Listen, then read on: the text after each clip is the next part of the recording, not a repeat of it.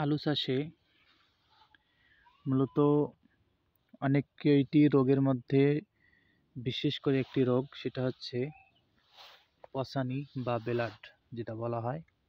যে দেখতে পারতেছেন, এটা গাছে, ডালে, পাতায় অ্যাটাক করে।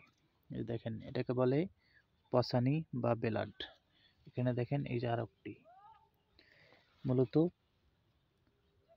আলু চাষের প্রধান একটি রোগ হচ্ছে এই পচানি বা বেলাট। এই বেলাট যদি আপনার গাছের মধ্যে ধরে, এই যে দেখেন, এই যে পাতা একটি আছে, আবার এইখানে ডালের মধ্যে একটি আছে, দেখেন পচে গিয়েছি। এটা যদি আপনার জমিতে ধরে, তাহলে আপনি ধ্বংস হয়ে যাবেন।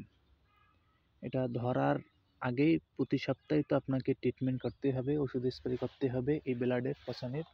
প্লাস যদি এই রোগটা তারপরেও ধরে যায়, তাহলে কিন্তু আপনি আর টিকতে পারবেন না, অর্থাৎ আলু ফলন ভালো ফলাইতে পারবেন না, আপনার জমি শেষ হয়ে যাবে। এপাশে একটি জমি, এই জমিটি মোটামুটি ভালোই পচনি ধরছিল।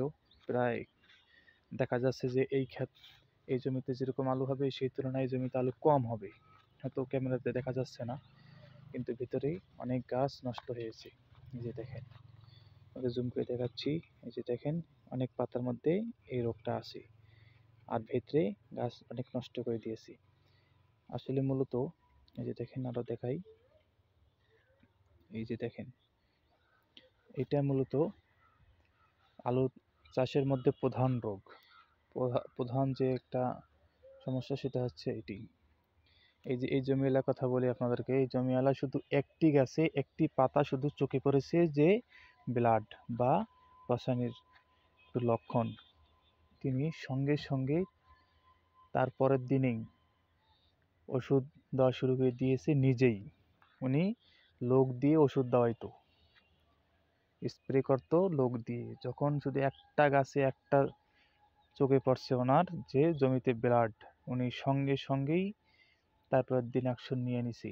সব যত জমি আবাদ করছে, প্রায় 2 একর জমি আবাদ করছে, সব জমিতে নিজে ওষুধ দিয়েছি ওই লোক।